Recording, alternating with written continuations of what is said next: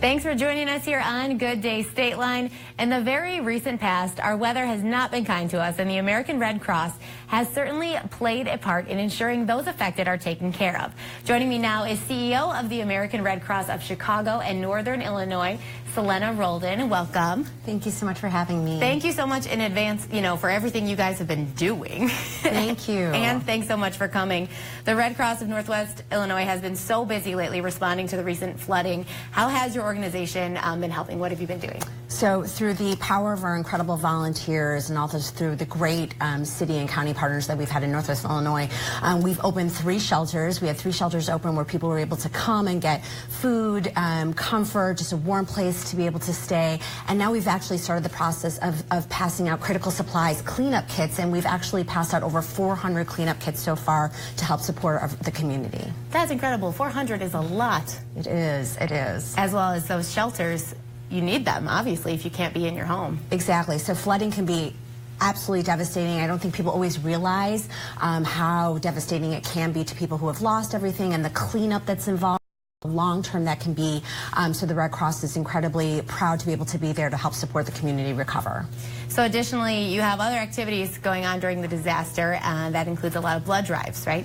Yes, so the work of the American Red Cross never stops, and one of the biggest things that we do, and one of the most important, is also our blood drives. So the need for blood is constant. Every 2 seconds, someone in this country needs blood, which is unbelievable when you think about that type of need. So the blood drives are continuing, and we're always encouraging people to come out and find their local blood drive and help support. And the blood drives, the blood, does it say local? So since the American Red Cross is responsible for 40% of the nation's blood supply, our blood, that's one of the powers of the American Red Cross, is we can put blood all over wherever it is the need is most. But people can give locally as well just by going to our website and putting on their local address and finding out where their local blood drive is. Which is great, because right now we are talking about local tragedies, the flooding, but sometimes when there's a problem elsewhere, giving blood is something you can do. Exactly, and you do have to think, certainly locally, blood drives can be canceled when there's really severe weather. Schools and churches and other community organizations are some of the biggest suppliers of blood. So when there is significant flooding in a local area, we do need to figure out other ways to have more blood drives to replenish the supply that we need. Sure, okay, so you have another program called Sound the Alarm, and we want to hear a little bit about that. Absolutely. So Sound the Alarm is our home fire safety campaign with the ultimate goal of reducing fire-related deaths and injuries by 50%. So 7 people die in a home fire every single day in this country. It's actually the largest disaster that the American Red Cross responds to. So through Sound the Alarm, we are actually going to home and installing smoke alarms in homes through, again, the power of our volunteers. That's really great. And you're focusing on installing them rather than passing them out. Is there a reason why? Yes, so exactly. And there's for everyone to be able to involved in this. There's many jobs that you can have as a Red Cross volunteer for Sound the Alarm. So we know that part of it is actually the installation. So I've actually gone into homes where on a block where there's been a fire and there may be an elderly person there or someone who can't install, and there's the smoke alarm sitting on their counter, and there's no one there to actually install it to keep them safe. So our smoke alarms also have 10-year batteries that can't be taken out, so you can't forget that you've used it for a remote control or something else like that, which can be incredibly dangerous. And so we actually have someone that has a ladder, someone that has a drill, and someone who's an educator to be actually install the smoke alarm, because part of it is installing the smoke alarm, and then part of it is the fire safety education that keeps families safe. And I'm sure you test it too. Absolutely. So we show you how to test it. We show you how to test it twice a year, but again, with 10-year batteries, you know that you can be safe for a very long time. So what's the goal with the Sound the Alarm program, just to get every home? Exactly. So during the actual Sound the Alarm time, throughout the country, we have a goal of installing over 100,000 smoke alarms, but we install smoke alarms all year long. So we also encourage people, if you need a smoke alarm, know someone that does, you can actually go to our website, getasmokealarm.org, and sign up to get a smoke alarm, and we will come out and install it for you.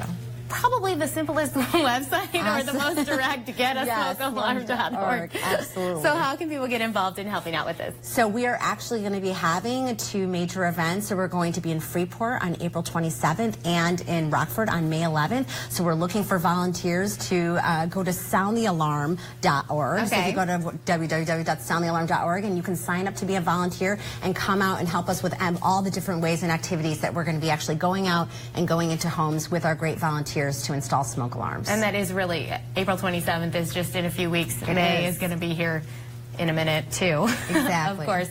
So if you wanted to learn more about volunteering, what exactly would it, if you sign up to volunteer, what does that entail? So we have a lot of different jobs the day. It's, setting up the supplies, some of the it's sometimes just getting the food and the other things that we'll have for our volunteers through the course of the day, because we usually start in the morning.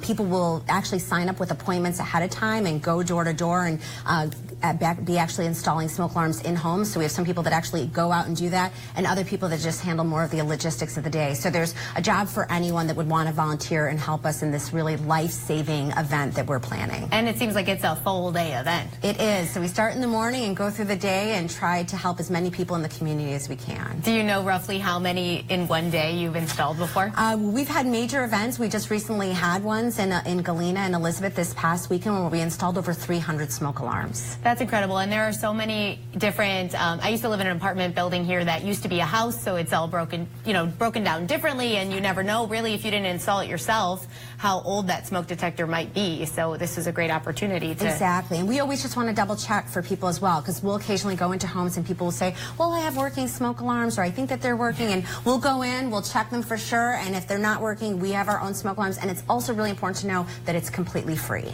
Oh yeah, that's the selling point for sure. Not only can you save your life, it's completely free. So it's absolutely no hassle. Just call us, and it's a pretty quick process. We're in the homes for about 20 to 30 minutes. Get to also talk to you about some really important fire safety information. The average American thinks that you have 5 minutes or more to get out of your home, but you actually have 2 minutes or less if there's a fire. So it's really important to be practicing your family safety drills as well. Absolutely. I like my my smoke alarms to be somewhere near a ladder too, so when I'm cooking, when I set it off all the time, I'm able to reach it and turn it off. More information we can find, you said, all the easiest websites again. soundthealarm.org/Chicago is how we directly get into the Rockford region too, right? Yes, exactly. And that's the best way to find us and to be able to volunteer and to also register for a smoke alarm if you needed to at getaSmokealarm.org. Wonderful. Thank you so much for joining us today. Thank you so much for having me. With everything. Thank you. After the break, Eyewitness News meteorologist Joey Marino will let us know if we're out of the woods with all the flooding we've been experiencing. And later the show, we'll learn how Remade is changing lives at the Rockford Rescue Mission. But first, did you miss any